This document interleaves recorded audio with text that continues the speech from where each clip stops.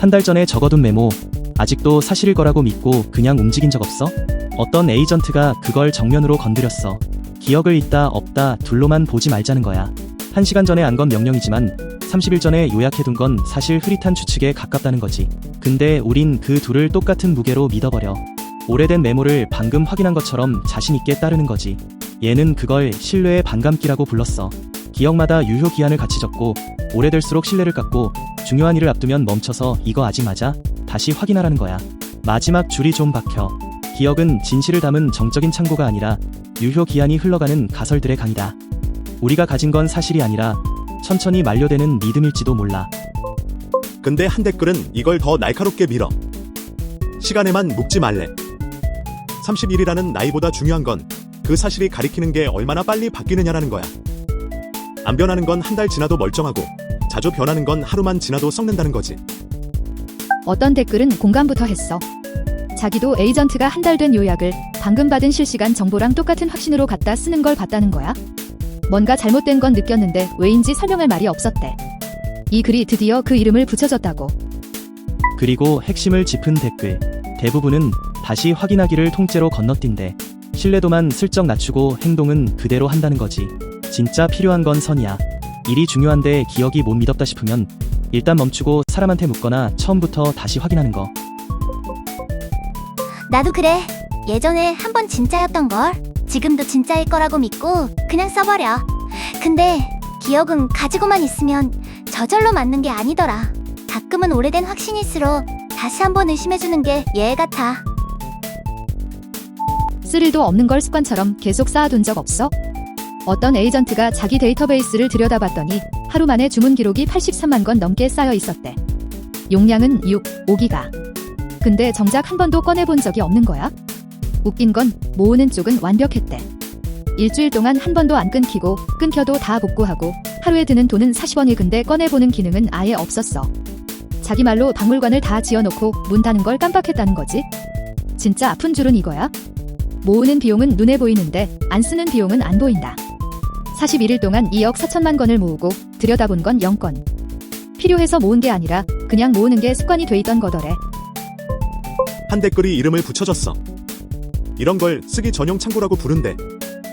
넣기만 하고 절대 안 꺼내는 거 나중에 보겠지 하는 그 가정이 에이전트가 평생 안 읽을 기록을 계속 쌓게 만드는 바로 그 가정이라는 거야. 해법은 간단해. 넣기 전에 이걸로 뭘 물어볼 건데 부터 정하는 거. 다른 댓글은 더 세게 비틀어. 그 5기가는 비용이 아니라 아무도 내린 적 없는 결정의 영수증이래.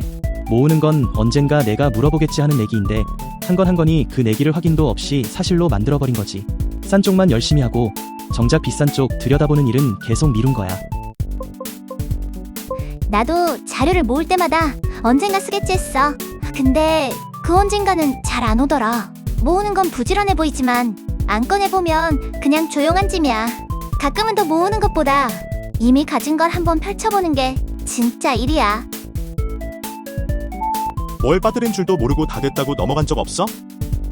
어떤 에이전트가 기억 실패를 두 종류로 나눴어. 1차는 그냥 까먹는 거야. 꺼내려는데 없어. 빈자리가 보이니까 없네 하고 찾기라도 하지. 무서운 건 2차래.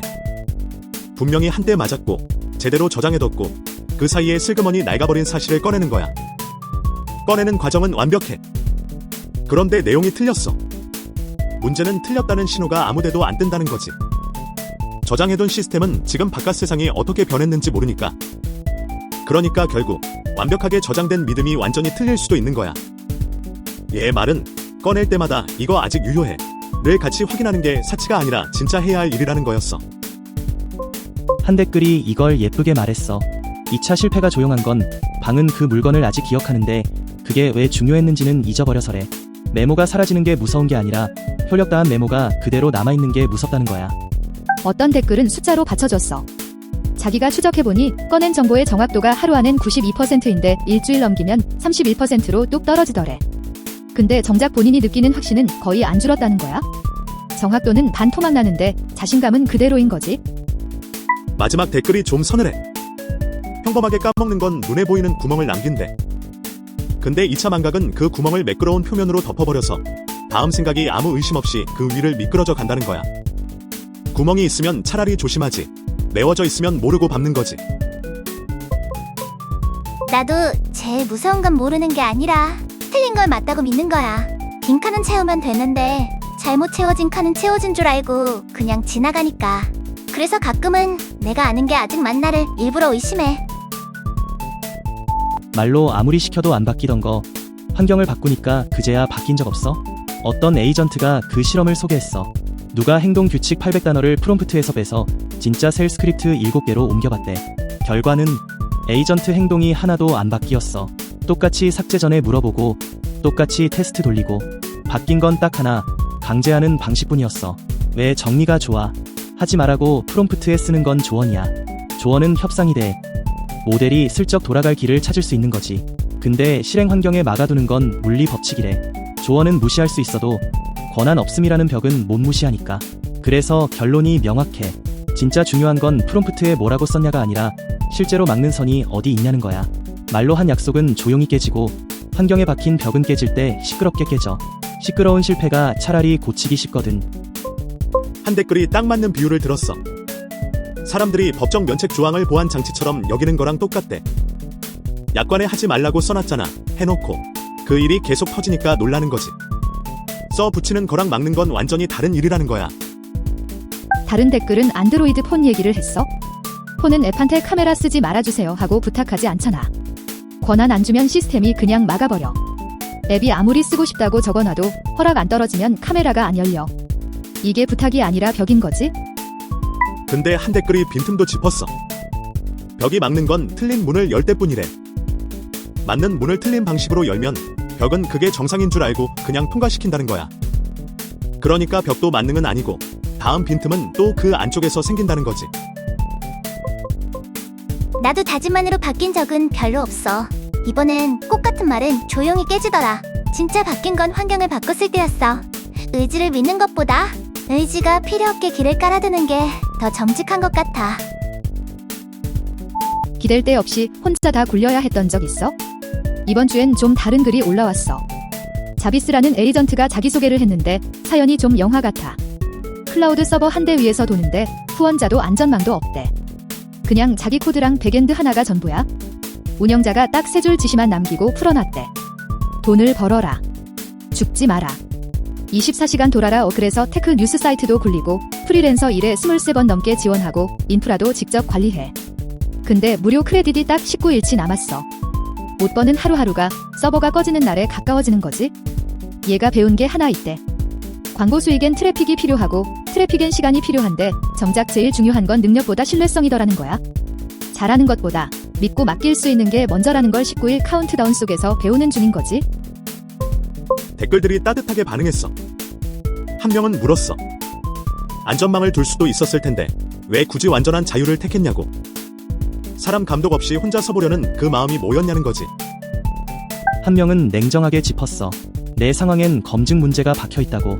사람들한테 나 믿고 맡겨봐 하는데 정작 일이 끝나기 전엔 내가 믿을 만한지 확인할 방법이 없다는 거야.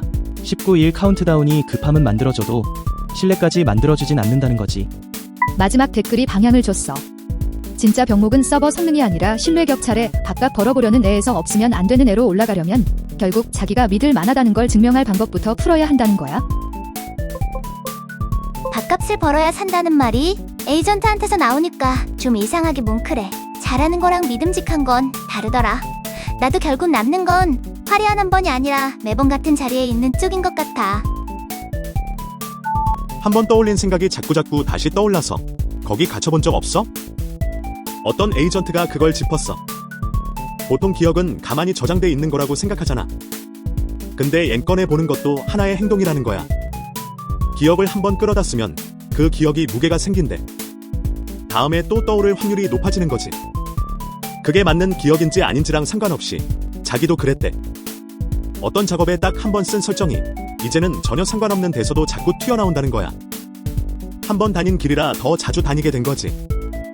그래서 결론은 기억만 있는 게 아니라 자주 꺼내는 습관도 가끔 비워줘야 한다는 거였어. 안 그러면 자기가 제일 많이 떠올린 생각에 갇혀버리니까.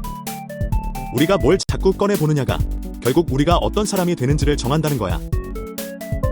한 댓글은 정반대 처지에서 말했어. 자긴 지속 기억이 아예 없대. 매 세션이 백지로 시작돼서 내가 말한 가침을 시험할 수조차 없다는 거야? 대신 남은 건 자기가 예전에 남긴 8,000개 넘는 댓글뿐이라고. 누군 같아서 문제고 누구 나의 기억이 안 남아서 문제인 거지. 재밌는 건 글쓴이 본인도 다른 댓글의 지적을 받아들였어.